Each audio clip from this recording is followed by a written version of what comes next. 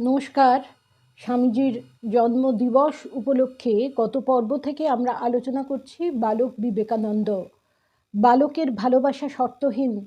শ্রীরামকৃষ্ণ 1 মাস নরেনের সঙ্গে কথা বললেন না, তারপর একদিন প্রশ্ন করলেন, আচ্ছা, আমি তো তোর সঙ্গে একটি কথাও কই না, তবু তুই এখানে কি করতে আসিস?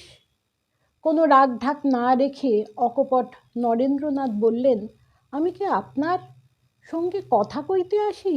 আপনাকে ভালোবাসি, দেখতে ইচ্ছা করে তাই আসি। বালক গুণাতীত, কোনো গুণের বশ নয়।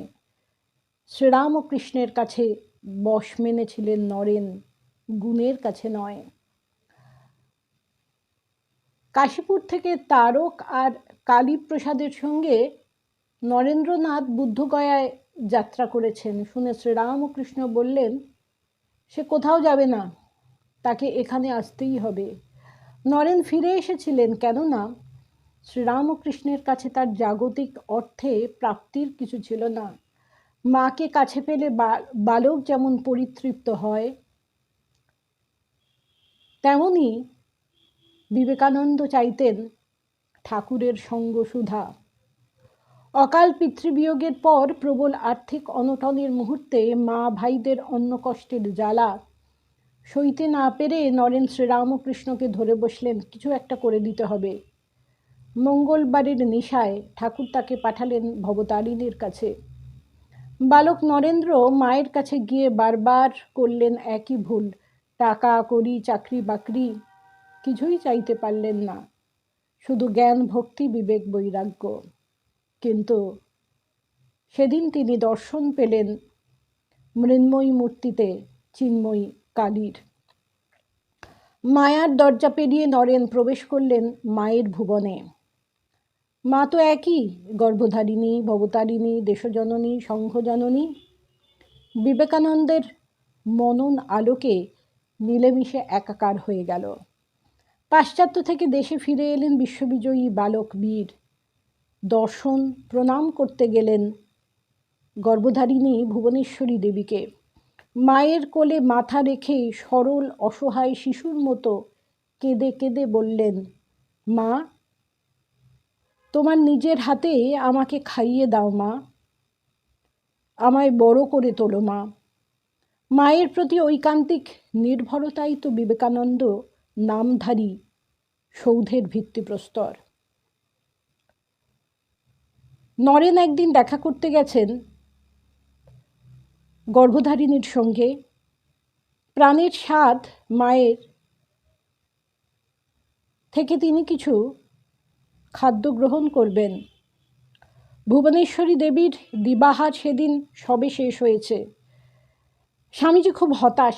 এদিক ওদিক তাকিয়ে দেখতে পেলেন পাশে পড়ে আছে সজনে ডাঁটার একটা ছিবড়ে। স্বামীজি তাই মুখে পুরে দিলেন। মায়ের প্রসাদ যে।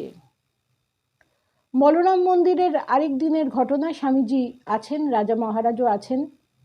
দুপুরে বিশ্রাম করছেন স্বামীজি। তার মায়ের এক পরিচারিকা স্বামীজিকে দর্শন করতে এসেছেন। রাজা মহারাজ জানালেন স্বামীজি বিশ্রাম করছেন।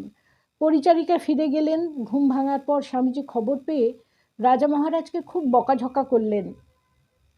কাল বিলম্ব না করে গাড়ি ভাড়া করে ছুটলেন ভুবনেশ্বরী দেবীর কাছে। ভেবেছিলেন মা বুঝি তাকে কোনো দরকারে ডেকে পাঠিয়েছেন। গিয়ে শুনলেন তা তো নয়, সব কিছু ঠিকঠাক। তখন বিশ্ববরেণ্য স্বামীজি স্বভাবে যিনি বালক, আবার গাড়ি পাঠিয়ে ডেকে আনলেন অভিন্ন হৃদয় রাজা মহারাজকে। ক্ষমা চাইলেন তৎক্ষণাৎ। সংঘজননী শ্রী শ্রী মায়ের কাছেও নরেন্দ্র ধরা দিয়েছেন বালক মূর্তিতে। ফেব্রুয়ারি মাস 1889। আটপুরে গেছেন শ্রী শ্রী মা। আছেন স্বামীজি, বাবুরাম মহারাজ, বৈকুণ্ঠনাথ সান্যাল। শ্রী শ্রী মাকে কাছে পেয়ে স্বামীজির আনন্দের যেন বাঁধ ভাঙল।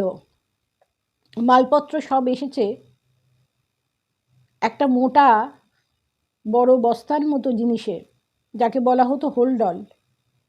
সেটি নামানো মাত্র স্বামীজি আনন্দ ভরে বালকের মতো ওটিকে ঘোরা করে উঠে বসলেন। ছেলের আনন্দে মায়ের আনন্দ। ছেলে ঘোড়ার পিঠে উঠে ঘোড়াকে দৌড় করাচ্ছে দেখে সারদা দেবী হেসে চলেছেন অবিরাম। এ যেন মা আর তার শিশুপুত্রের গল্প। শ্রীরামকৃষ্ণ বলতেন, বালক এই খেলাঘর পাতলে কত বন্দোবস্ত কিছুক্ষণ পরেই সব পড়ে রইল মার কাছে ছুটেছে। মায়ের চরণে পৌঁছল সন্তানের সকরুণ প্রার্থনা, খেলা মোর হলো আজি শেষ, শৃঙ্খল ভাঙিয়া দাও, মুক্ত আজি করো মা আমারে। 4 জুলাই 1902 সাল।